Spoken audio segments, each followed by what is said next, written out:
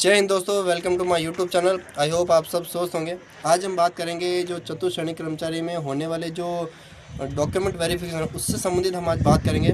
वैसे तो सबको पता ही है कि डॉक्यूमेंट क्या क्या चाहिए, तो जैसे 10 12 आज हम उनसे थोड़ा हटके चलेंगे।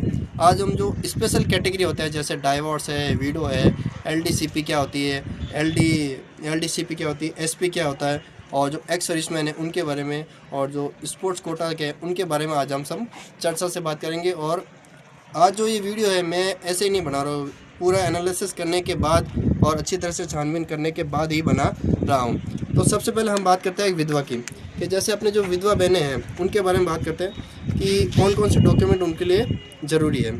सबसे पहले तो अगर मान लो अगर कोई विधवा है तो सबसे पहले जो पति का जो मृत्यु प्रमाण पत्र है वो चाहिए ओरिजिनल, एक ओरिजिनल चाहिए, और साथ में 2 या 3 कॉपी चाहिए। साथ ही आपको एक शपथ पत्र देना पड़ेगा कि मेरे पति की मृत्यु हो चुकी है और मैंने दोबारा शादी नहीं की। यदि आपने दोबारा शादी की है तो आपको विधवा का जो बेनिफिट है वो नहीं मिलेगा। साथ ही आपको आवेदन में ये भी लिखना होगा कि यह लिखा है या नहीं है, कि अगर आपने आवेदन में ये लिखा है कि विडो तो ठीक है, अगर आपने आवेदन में नहीं लिखा है विडो तो फिर आपको ये बेनिफिट नहीं मिलेगा। फिर दूसरी बात है, अपने डाइवोर्स वाले जो सिस्टर है उनके बारे में बात करते हैं। उनके भी बहुत सारे कमेंट आए हैं तो उनके बारे में आज हम बात करते हैं। सबसे पहला है कि जो डाइवोर्स है जो एक तो समाज के थ्रू होता है डाइवोर्स, वो मान्य नहीं होगा। बाकायदा एकदम कोर्ट का जो आदेश आता है वही मान्य होगा।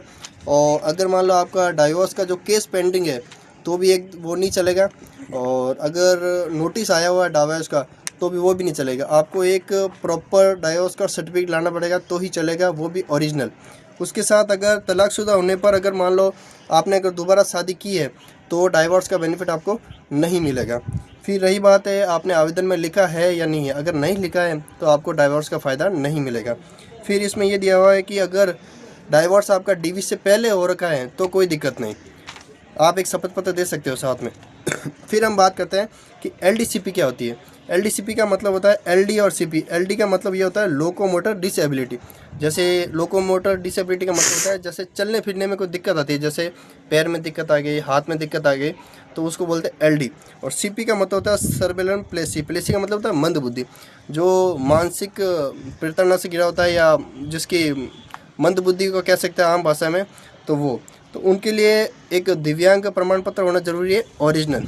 1-2 कॉपी लगेगी साथ में, पर ओरिजिनल लेके जाना है आपको, हर सर्टिफिकेट आपको ओरिजिनल लेके जाना है। उसके साथ एक जो दिव्यांग प्रमाण पत्र होगा उसमें नीचे साफ अक्षरों में ये भी लिखना होना चाहिए कि 40% या 40% से अधिक दिव्यांगता है।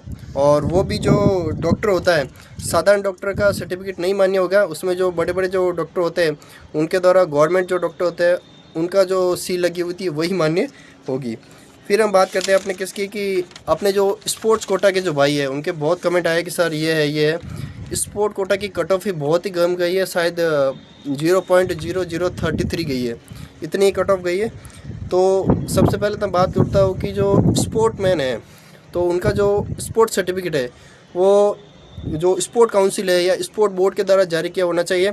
साथ ही अगर मान लो कोई प्राइवेट स्कूल या कोई प्राइवेट कोई डिपार्टमेंट है वहाँ का नहीं चलेगा, गवर्नमेंट जो स्पोर्ट काउंसिल है वहीं से जो जारी हुआ प्रमाण पत्र चलेगा। फिर हम बात करते हैं अपने जो एक्स सर्विसमैन भाई है, तो सबसे पहले तो चाहिए एनओसी, अनापत्ति प्रमाण पत्र। फिर चाहिए अपनों को डिस्चार्ज जो सर्टिफिकेट होता है जहाँ से उन्होंने नौकरी की और नौकरी से वो डिस्चार्ज हो गया है, अगर वो होगा तभी आपको एक्स सर्विसमैन का बेनिफिट मिलेगा।